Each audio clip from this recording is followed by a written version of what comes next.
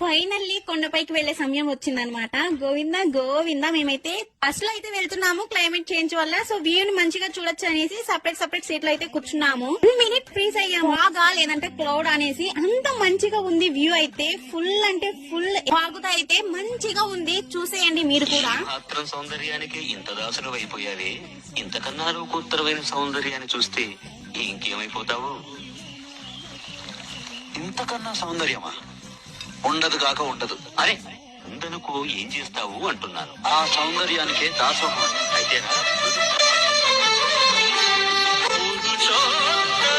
View చాలా బాగుంది కదా. సో మేము ఫైనల్లీ బస్ స్టాండ్ కి అయితే రీచ్ అయిపోయాము. అక్కడ నుంచి సర్వదర్శనం క్యూలోకి అయితే వెళ్ళాలి మేము. సో అక్కడికి ఫ్రీ బస్సులు ఉంటాయి. బట్ రెయిన్ పడడం వల్ల మేము టాక్సీ మాట్లాడుకొని వెళ్ళాము. వెళ్ళగానే మేము రష్ ఉంటుంది అనుకున్నాం. బట్ అక్కడ ఏం రష్ లేదనమాట. చాలా ఫ్రీగా ఉంది. సో అలా అయితే వెళ్లిపోయాము. మాకు ఈవినింగ్ అయితే మార్నింగ్ వెళ్ళామన్నమాట దర్శనానికి. బికాస్ ఆఫ్ రెయిన్ అనమాట. సో కొంచెం దూరం వెళ్ళాక స్టాప్ చేశారు. ఇక్కడ జనాలు చూసారా ఎంత మంది ఉన్నారు. పాటలో దర్శనం ఎలా అయిందో చూద్దాం. Okay bye.